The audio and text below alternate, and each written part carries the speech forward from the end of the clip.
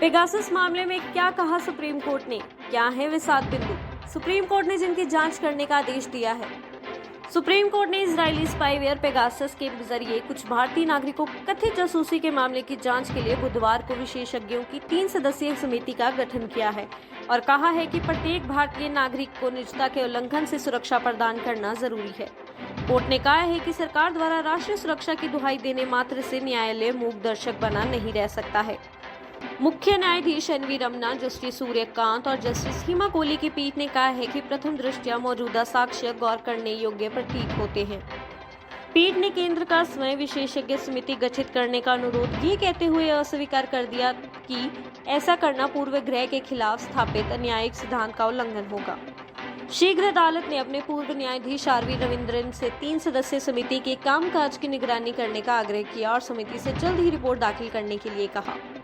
मालूम हो कि सुप्रीम कोर्ट पीठ ने राष्ट्रीय सुरक्षा का हवाला देने की केंद्र की पुरजोर दलीलों पर गौर किया और उन्हें ये कहते हुए अस्वीकार कर दिया कि इसका मतलब ये नहीं है कि सरकार हर बार राष्ट्रीय सुरक्षा का मुद्दा देकर इसका लाभ पा सकती है।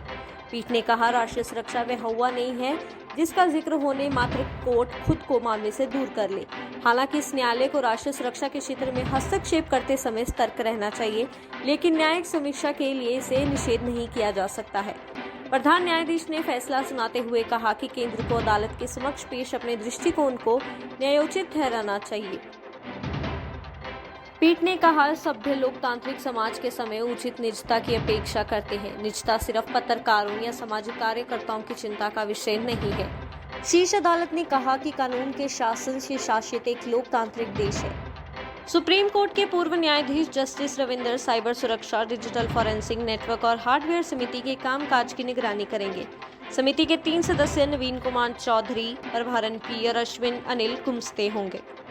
शीघ्र अदालत ने कहा कि पूर्व आईपीसी अधिकारी आलोक जोशी और संदीप ओबराय जस्टिस रविंद्र समिति के कामकाज की निगरानी करने में मदद करेंगे। पीठ ने इस मामले में एडिटर्स गिल्ड ऑफ इंडिया, जाने माने वरिष्ठ पत्रकार एन राम और शशि कुमार सहित अन्य की याचिकाओं को आगे की सुनवाई के लिए 8 सप्ताह बाद सूचीबद्ध किया है। आपको बता दें कि एनएसओ ग्रुप ये मिलिट्री ग्रेड स्पाईवेयर सिर्फ सरकारों को ही बेचता है। भारत सरकार ने पेगासस की खरीद को लेकर ना तो इनकार किया है और ना ही इसे स्वीकार किया है। शीर्ष अदालत ने कहा कि कानून के शासन में शासित एक लोकतांत्रिक देश में संविधान के तहत कानून द्वारा स्थापित प्रक्रिया का पालन करते हुए पर्याप्त वैधानिक सुरक्षा उपायों के अलावा किसी भी तरह से मनमानी तरीके से लोगों की जासूसी की अनुमति नहीं है।